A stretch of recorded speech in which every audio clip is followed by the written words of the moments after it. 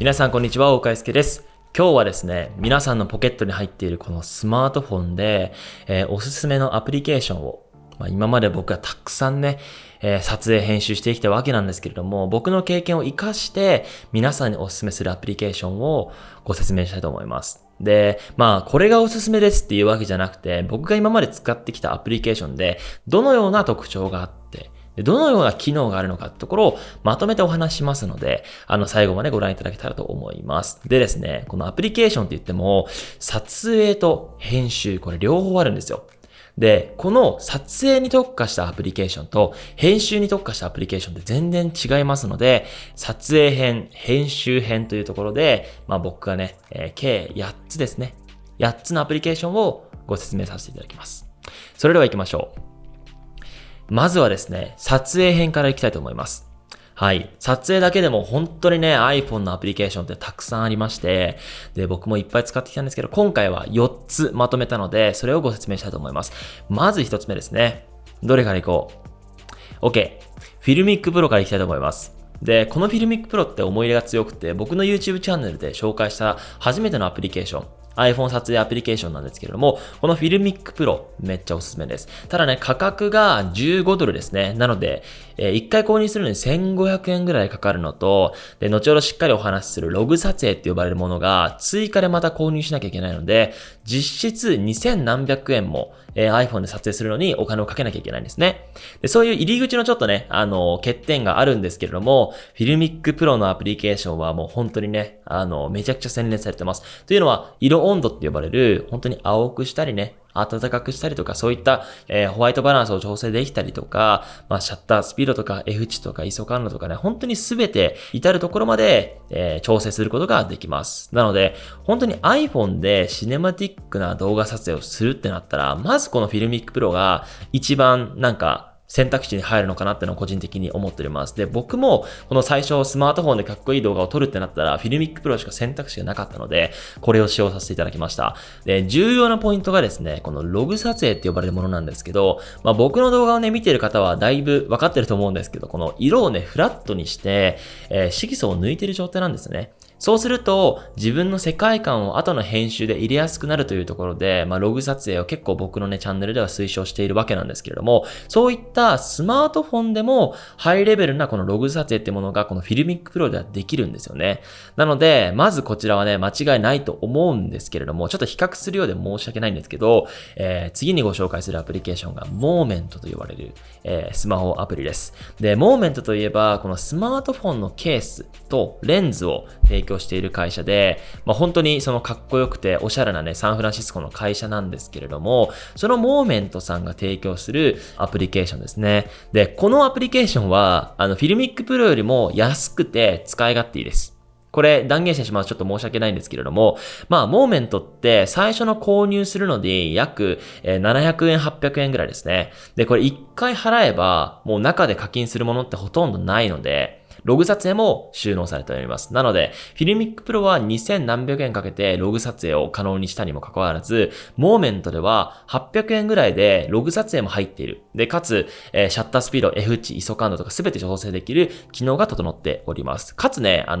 っぱかっこいいし使いやすいですよ。フィルミックプロってもう個人的な超主観的な見解で言うと、もう映画制作者。もう映画とかを制作している超専門的な人が、じゃあ iPhone で撮ってみようって言った時に使うようなカメラだと思います。なので、本当にスマートフォンでこれからかっこいい動画を作りたいっていう人たちにはちょっとね、ずれてるんですよ。フィルミックプロってのは。けど、モーメントって、本当にスマートフォンで誰でも気軽にかっこよく撮りましょうっていうコンセプトが滲み出てるのか、もう UI、このアプリケーションの使い勝手もめっちゃいいし、ログ撮影っていうもうほんと専門的な表現もできるし、これはスマートフォンで撮影するんだったら間違いないアプリケーションだと個人的には思っております。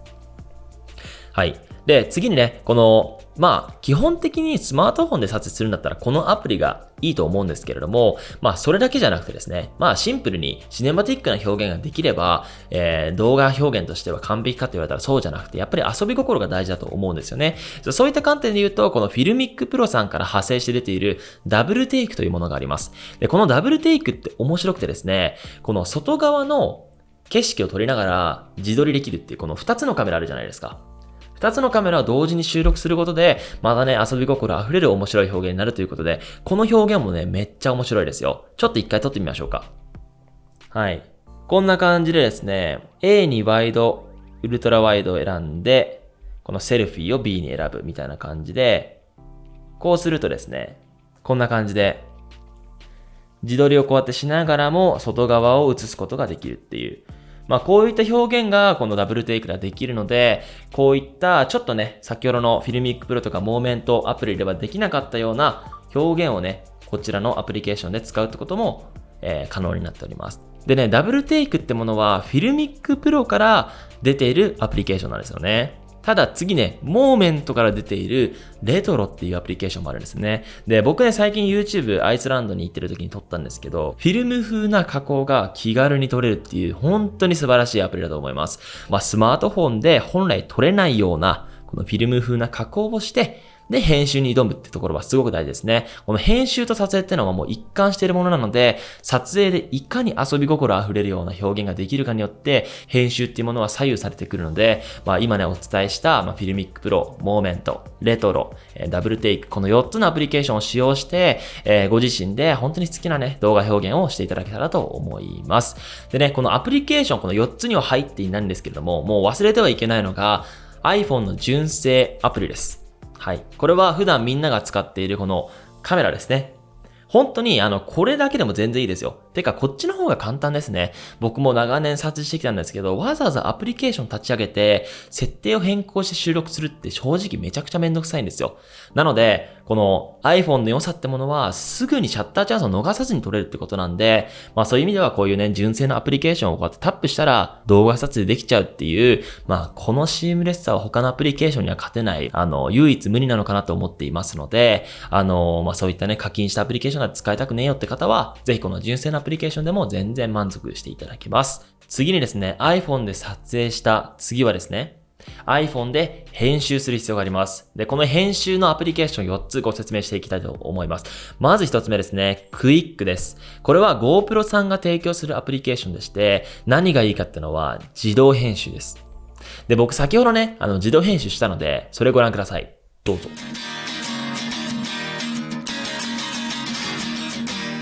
おいおいおい。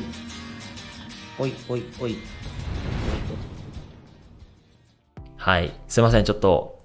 ザ日曜日って感じなんですけど、テスラちゃん、猫ちゃんと一緒に遊んだ時の、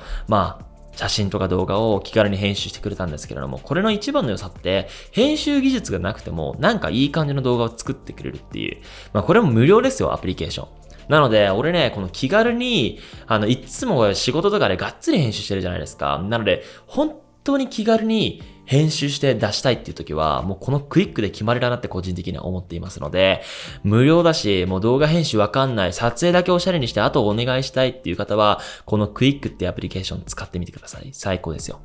はい。次にね、ビデオリープ。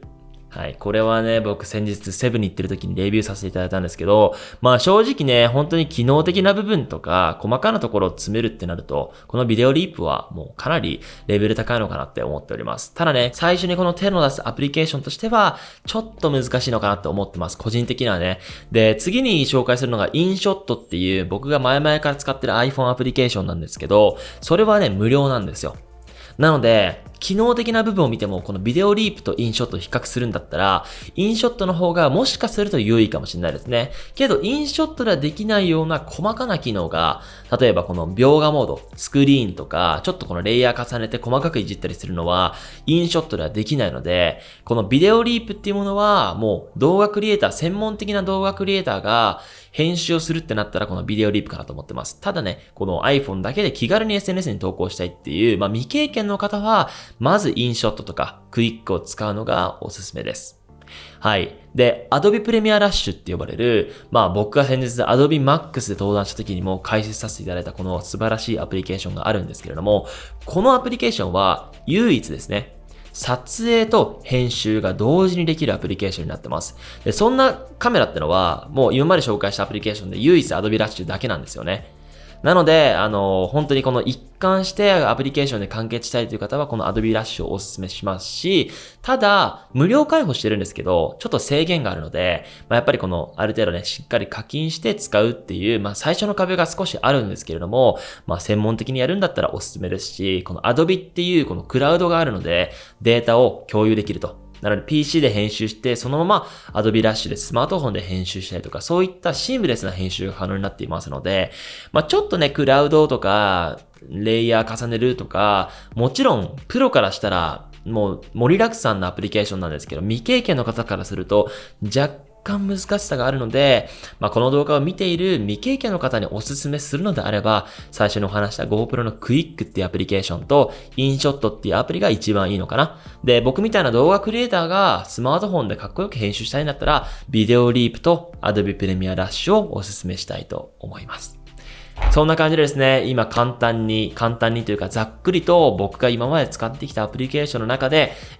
なんかいいなと思う要素をね、洗い出してご説明させていただいたんですけれども、やっぱりね、iPhone っていうのはね、みんなのポケットに入っているものだし、今ってそのスマートフォンって忘れたら家に戻ってくる、三種の神器の中に含まれてるって言われてるんですね。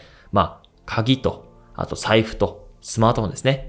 僕に関してはスマートフォンの中に財布が入っているのでもう2つしかないんですけれども、それぐらいスマートフォンってもう生活の中で重要なものだと。で、そのスマートフォンで気軽に動画を撮れるってこんなに素晴らしいことないじゃないですか。なので、一眼レフとか、シネマカメラとか僕も使いますけれども、このスマートフォンみんなが持っているものでどこまで表現ができるのかっていうのは、